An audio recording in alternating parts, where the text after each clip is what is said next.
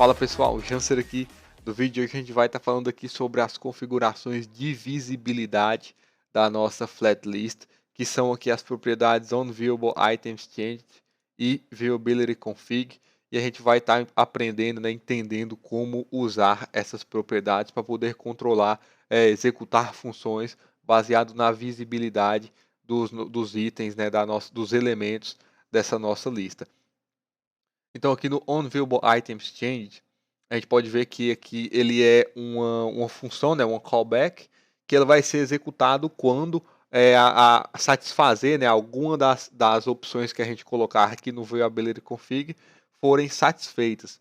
Então aqui no ViewabilityConfig a gente pode ver que o tipo dele, né, é do tipo ViewabilityConfig, e aqui a gente pode ver que ele é um objeto com as seguintes propriedades. Então a gente vai passar lá essa propriedade, né, ViewabilityConfig, como um argumento para essa propriedade, nós vamos passar um objeto contendo essas propriedades aqui. A gente não precisa definir todas, mas a gente precisa definir o item visible person threshold ou o view area coverage person threshold. O que essas duas propriedades aqui são, elas são meio que uma complementa a outra, porque esse item visible person threshold, a gente vai colocar aqui um número, né? Então, se eu coloco lá 50, é 50% do item que está visível, né? Quando o item que está visível ter 50% dele ali mostrado na tela, né? Por exemplo, um item gigante, e de acordo a gente for rolando, quando esse item chegar a ter 50% dele visível, ele vai executar a função que a gente definiu lá no onViewableItemsChanged. E aqui o ViewAreaCoverage Percent Threshold é o contrário, né?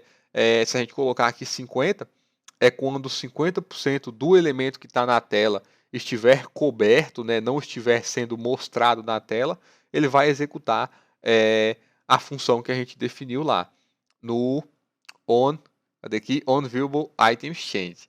Beleza? E esse mínimo view time, a gente tem que definir um desses dois, né, do ViewAreaCoverage_Threshold ou do itemVisiblePercent_Threshold. A gente tem que definir, né, um desses dois. E esse wait for interaction, né, um booleano, né, verdadeiro ou falso, que é para aguardar por alguma interação do usuário, né, um clique ou algum tipo de interação. E esse mínimo view time é um número também, é um tempo que a gente vai passar, né? Por exemplo, se eu quero que a visibilidade seja, sei lá, quando a visibilidade chegar a 50%, né, do item do próximo elemento da lista, ele vai aguardar aqui um tempo de, por exemplo, 1 segundo, 1000 milissegundos, né, o tempo que é em milissegundos. A gente passa aqui como 1000 e depois desses 1 segundo que ele vai executar a função. Beleza? Então, vindo aqui no VS Code, a gente tem aqui, né, o código que a gente desenvolveu na aula passada. E o que eu vou fazer aqui é fazer uma limpeza aqui nesse código. Eu vou tirar algumas coisas aqui que a gente não está fazendo uso mais, que vai ser basicamente, eu vou tirar aqui da aula passada, né, esse on, enriched threshold, vou tirar essas opções de refreshing aqui também, que também é da aula anterior, de aulas passadas, né? E que nós temos o cabeçalho e rodapé, eu vou tirar eles também. E para quem está assistindo os vídeos aí em série, no vídeo de cabeçalho e rodapé, eu esqueci de falar que a gente não precisa mais desses views aqui, né? Quando a gente aplica o estilo usando a propriedade list header component style, nós não precisamos mais desses views, porque a gente está renderizando um view a mais, né? Se eu removo eles e salvo, a gente pode ver que a nossa lista continua da mesma forma, né? Mas esse aqui não é o tema do vídeo, então eu vou remover aqui também esse cabeçalho e rodapé, vou tirar aqui também essa list empty component, beleza? Vou apagar aqui esse amigos 2, refreshing, tranquilo? Salvar aqui para o nosso código ficar mais limpo, e aqui abaixo desse aqui eu vou mover o key extractor para cima. E aqui abaixo desse key extractor eu vou estar desenvolvendo, né? Vou começar aqui definindo o nossa viewability config. Viewability config. Opa, tô digitando que sei. Viewability config e on viewable items change. O viewability config a gente viu lá que ele é um objeto, né? Então, aqui a gente tem essas chaves da sintaxe do JSX e um segundo par de chaves que é aqui do nosso objeto. Eu vou voltar aqui na documentação e aqui eu vou estar definindo esse mínimo view time e esse view area coverage, a área mínima que está coberta, né? Eu vou definir aqui como 50% para a gente conseguir ver isso aqui funcionando direitinho. Então, eu vou copiar aqui, voltar aqui no VS Code, eu vou definir ele como 50%, e a outra propriedade é o mínimo, voltar aqui para mínimo view time, que eu vou definir aqui como 1000, né? 1 segundo, para a gente conseguir ver isso aqui funcionando. Então, aqui já deu um erro on the fly. Eu vou falar desse erro mais na frente, né? Como que a gente vai conseguir estar resolvendo ele. Mas aqui para essa aplicação, da forma que está aqui agora, ele não vai estar atrapalhando. Beleza? Aqui no onViewAbleItemExchange, ele é a função que vai ser executada baseado na visibilidade do elemento. Então, a função aqui, né, a famosa que a gente usa aqui em tudo, é para demonstrar que essa função está sendo executada, né, um console.log, vou escrever no console, disparado, que é, né, que a gente disparou essa função baseada aqui na visibilidade. Então, se eu venho aqui na flat list, a nossa lista está na vertical, eu vou alterar aqui também, deixa eu abrir aqui também o terminal, a gente já pode ver que ele já foi disparado aqui, né, uma vez, mas eu vou alterar aqui a nossa lista, eu vou colocar ela na horizontal, vou escrever aqui, né, horizontal, e também vou habilitar o pagination, esse pagin enable, para a gente conseguir ter uma paginação. Deu novamente o erro on the fly, eu vou explicar ele mais para frente, eu tenho que alterar um estilo aqui também.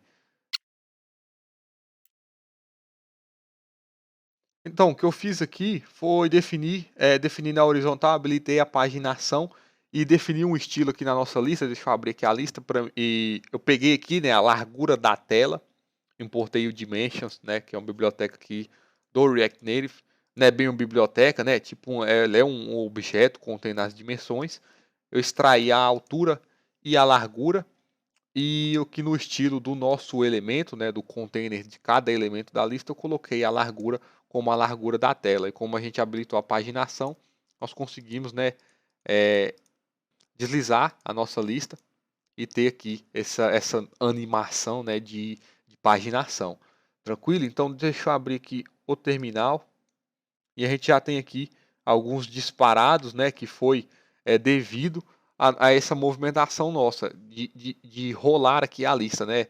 Então agora eu vou rolar e a gente pode ver que quando a gente chegar em 50% do nosso elemento que está aqui na tela, ele vai escrever ali depois de 1 segundo, né? Porque nós definimos aqui o mínimo view time como 1000 milissegundos, ele vai escrever ali na tela. Então eu vou rolar aqui, continuar rolando.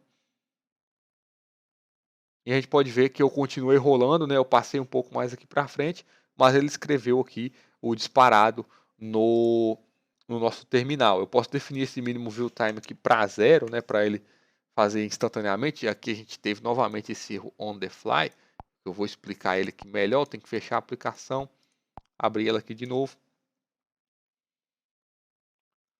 E aqui no flat list nós podemos, né? Se eu ficar aqui brincando de ir para frente e para trás, a gente pode ver no terminal que a gente está escrevendo aí vários disparados, né? Essa função foi disparada várias vezes.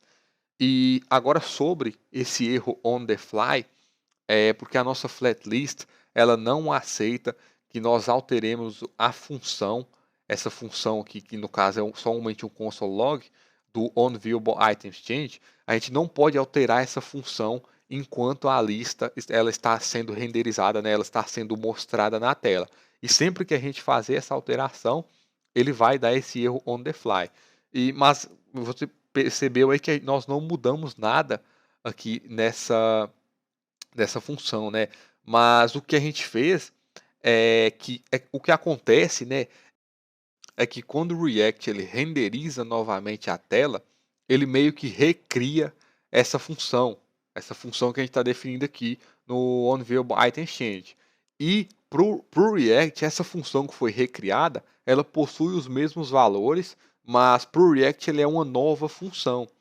E a flatlist ela acaba detectando isso como uma nova função e ela não aceita que isso aconteça, entendeu? Por isso que a gente tem esse erro on the fly, porque a tela foi recarregada, ela foi renderizada novamente, essa função ela foi recriada e por mais que ela seja idêntica, o React acaba reconhecendo ela como uma nova função, né, uma função diferente, e dá esse erro on the fly.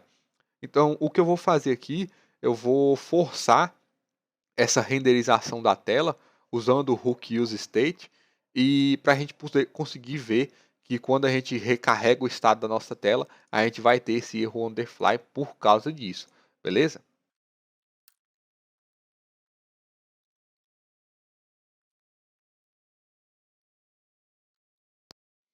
Então, o que eu fiz aqui foi criar um botão, né? Eu criei um estado usando o hook use state. Para o pessoal que está começando a ver a série de React até agora, né? Eu peço desculpas por eu ter que estar usando isso aqui sem ter explicado, mas como eu decidi fazer essa série de vídeos da Flatlist bem aprofundado, eu tenho que estar trabalhando com isso aqui para mim conseguir demonstrar direitinho o que está acontecendo na Flatlist e como resolver, no caso aqui, né, esse erro on the fly. Então eu estou definindo esse estado como true, né, como verdadeiro, e aqui quando eu pressiono o botão eu vou definir esse estado pelo oposto, né, como é um booleano, ele vai ser falso, e por estar alterando o estado, eu vou causar uma renderização, né, a tela vai ser recarregada, e aí a gente vai ver que a gente vai ter esse erro on the fly. Beleza? Então se eu venho aqui se eu pressiono aqui o botão, né, ele recarrega novamente, e aqui a gente tem esse erro on the fly do onViewableItemExchange. Por quê? Porque essa função aqui, por mais que ela seja a mesma, ela foi considerada como uma nova função. E para resolver isso aqui, eu vou ter novamente que introduzir outro hook, que assim, eu vou fazer um vídeo bem específico sobre esse hook para poder explicar direitinho para vocês, mas o que esse hook faz é ele evita que ele fala para o React, né, não que ele evita, mas ele fala para o React que essa função aqui, por mais que a gente renderize a tela, né, e o valor dela não se altere, para o React não considerar ela como uma nova função, e aí a gente não vai ter esse erro do onViewableItemExchange. E o hook que faz isso é o useCallback, beleza? Use callback, vou importar ele aqui, que ele faz essa memorização, né? Vem lá do memoization, que é do React, né? Que é o memoization, que é isso que a gente está fazendo, só que aqui a gente está fazendo com uma função, a gente pode fazer isso com componentes também, usando ali o useMemo, o hook useMemo, mas isso é tudo tópico avançado, né? Para o pessoal que está novo aqui no React, mil desculpas, mas a forma que a gente usa isso aqui eu vou definir agora a função, vou criar uma variável aqui, um const callback, é uma função, ela recebe o use callback, aqui a gente vai passar a função que a gente quer que seja armazenada, né, que quando a gente recarregar a tela ela não seja considerada como uma nova função. Ele tem aqui também um array, uma lista de dependências, que é no caso da nossa função ela depender de uma variável, a gente vai passar essa variável aqui, porque se essa variável mudar, ele vai detectar essa mudança na variável e vai continuar usando aqui o use callback para o React não considerar, né, tudo como uma nova função e não ter esse erro novamente. Então aqui com o onViewableItemExchange ele vai receber, né, essa variável que a gente criou, que é o hook use callback, que a gente passou ali como uma função. Então se eu salvo isso aqui usando o hook use callback, eu posso pressionar o botão aqui que eu não vou ter mais esse erro on the fly. Tranquilo? Então, para essa aula é isso, foi bem breve isso aqui, esse finalzinho aqui, a gente falou de use state, use callback. Para o pessoal que é novo, me desculpe novamente, mas eu prometo que eu vou mais para frente no curso, eu vou estar falando, fazendo vídeos sobre específicos, né, sobre esse tema, sobre use callback, sobre os hooks em si, né, todos os hooks, tranquilo? E para essa aula é isso. Eu espero que eu tenha ajudado. Qualquer dúvida, pode deixar um comentário aí embaixo. Esse é o último vídeo dessa série de Flatlist. Na próxima aula a gente vai estar falando aí, a gente vai estar aprendendo sobre os conceitos de Parent e Children, criar componentes reutilizáveis, enviar propriedades e várias outras coisas que na próxima aula a gente vai estar abordando. Então, beleza? Qualquer dúvida, deixa o comentário logo abaixo. E é isso aí. Muito obrigado e até a próxima.